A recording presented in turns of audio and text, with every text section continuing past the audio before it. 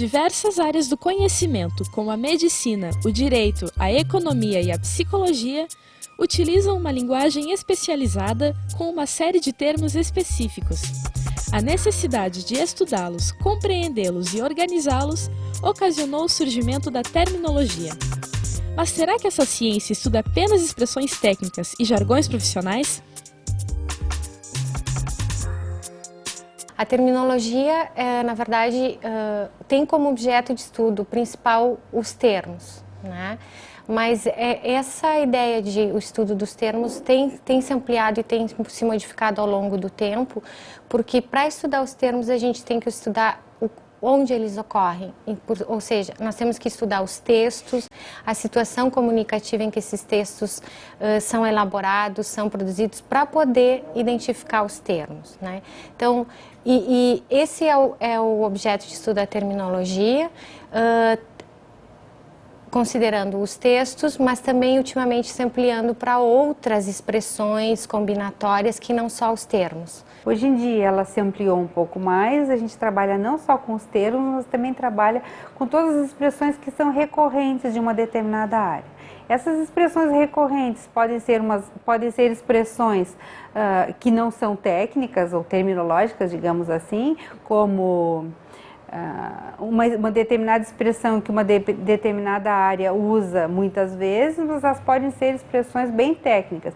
Se a gente pensar no caso do direito, quando a gente termina um documento técnico de direito, a gente diz o referido é verdade dou fé, por exemplo, numa certidão. Isso é uma expressão recorrente da área do direito.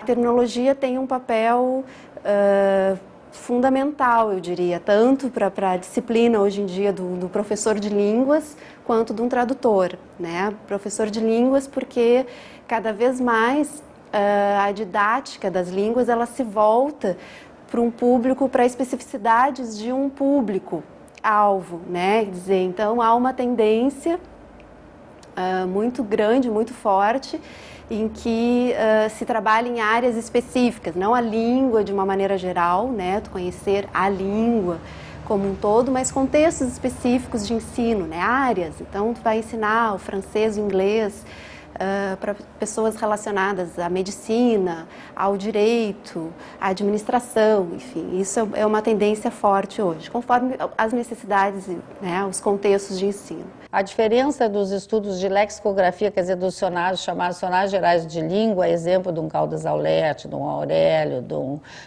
é que a palavra não há dúvidas quanto ao seu reconhecimento, agora quanto ao termo há. Um trabalho que a gente vê que realmente é necessário quando a gente está nas aulas de tradução, né, que às vezes a gente pega um texto especializado e simplesmente não tem onde procurar. Porque muita coisa que a gente acha soam muito falsas, assim. Não são só traduções, não adianta só traduzir quando se é muito específico, porque em outro lugar vai se dizer de outro jeito, então não é só uma tradução. Então com essa pesquisa a gente procura realmente como é que é na outra língua, como é que é naquela cultura, naquele povo, como é que se diz. Então a gente sempre chega a vários resultados, assim, que a gente vê que vão ser úteis assim, quando estiverem disponíveis e estão sendo disponibilizados com o tempo. O estudo da terminologia pode ser novo, mas na verdade a sua prática não, porque desde que existia, desde a filosofia grega, as artes marciais, enfim, toda a técnica marcial dos romanos mesmo, já havia termos técnicos e conceitos específicos. Tem uma parte aplicada e tem uma parte teórica, né? Então nós temos os estudos que ajudam a definir assim, o que é um termo, como é que ele se caracteriza, como é que ele se constitui, e desse resultado tem os produtos que são os dicionários, que também tem toda uma metodologia que é seguido. A gente precisa conhecer a área com a qual a gente está tratando e a gente se integra com os especialistas dessas áreas. Então, de alguma maneira, a gente acaba aprendendo sobre a configuração da área de conhecimento e também aprendendo com as pessoas, os conceitos básicos dessas áreas, né? O dicionário a gente acha assim, qualquer um pode fazer. Não, não é qualquer um que pode fazer. Tem que ter toda uma formação linguística, tem que ter toda essa preocupação com esses elementos que eu acabei de mencionar, o texto, as suas características, né? O que é específico naquele texto, qual é a linguagem dele, o que ali dentro pode ser um termo. Então, não adianta só ter o conhecimento da área especializada, que se está fazendo o dicionário, mas tem que ter esse conhecimento linguístico. Por isso, a importância do trabalho interdisciplinar. Para poder construir um instrumento que vai ajudar uma pessoa a entender os termos de uma determinada área ou os modos de dizer dessa área, a gente, obviamente, precisa se aproximar dessa área de conhecimento, que não é a nossa, né? Entender como é que ela funciona, quais são os conceitos, para então organizar isso de uma maneira e oferecer para um usuário. Fundado há 20 anos, o Termisul surgiu com a intenção de colaborar na construção do Mercosul. Dentro deste contexto histórico, com a coordenação do Instituto de Letras e profissionais de diferentes áreas, o grupo passou por diversas mudanças ao longo do tempo, com grande influência da tecnologia. O Termisul é um projeto de pesquisa, é um lugar onde se reúnem vários pesquisadores, alguns colaboradores e vários estudantes, às vezes bolsistas voluntários e às vezes bolsistas da universidade. É um grupo que se debruça sobre as questões da terminologia, da lexicografia e da tradução. O Termisul tem uma história que de alguma maneira está vinculada ao próprio nome, Termisul, né? Porque é um grupo de estudos em terminologia técnico-científica. A ideia começou a aparecer em 90, ele vai se constituir mesmo em 91. Foi um período em que a Universidade Federal, através da Pró-Reitoria de Extensão, desenvolvia uma série de discussões sobre a possibilidade de ver como a universidade poderia colaborar com a constituição efetiva do Mercosul. Havia necessidade que países que falavam línguas parecidas, mas com diferenças de vocabulário e de compreensão, pudessem se entender sem maiores dificuldades. Foi uma ideia, uma proposta apaixonante que a gente aceitou o desafio e, no caso, eu pude aceitar esse desafio porque eu encontrei grandes parcerias. Numa primeira fase, não contávamos com nenhum recurso informatizado e começamos nossos trabalhos com lápis, papel e cópias xerox. E assim, a nossa evolução também é marcada pela evolução tecnológica. Começamos até sem muito espaço, sem muitas condições físicas, né? E fomos conquistando tudo isso ao longo do tempo. Mas a principal mudança é essa. A partir de 2005, 2006, quando a gente coloca vários dos materiais que nós usamos, disponibilizado tudo isso na nossa página na internet. O trabalho continua da mesma natureza, mas o modo pelo qual ele é feito está muito diferente. E que bom que está diferente, que a gente ganha mais tempo para pensar no usuário, na qualidade da informação que a gente está oferecendo. Hoje o grupo tem outros horizontes, outras, né, que são mais de acordo, ou pelo menos mais voltados a tecnologias, né, linguísticas, que é algo importante, com a produção de outros instrumentos, mas acho que a história que nós sempre quisemos pesquisar muito e fazer trabalhos com base numa reflexão sobre questões de linguagem especializada, como nós dizemos, não somos só nós, mas quem estuda terminologia, né, faz, então isso permanece no Termisul. Para a carreira dos profissionais envolvidos, o Termisul oferece uma oportunidade de trabalhar num ambiente interdisciplinar. Além do contato com estudos de diversas áreas, o projeto possibilita uma ampla base de pesquisa e a continuação da formação acadêmica de seus integrantes. Eu acho que a influência se dá em duas linhas, né? O que a gente observa com os nossos alunos que saem daqui? Por um lado, eles sempre nos dizem assim, essa experiência fez me ver diferente a minha formação, né? Me mostrou outras coisas, me ensinou a fazer pesquisa, né?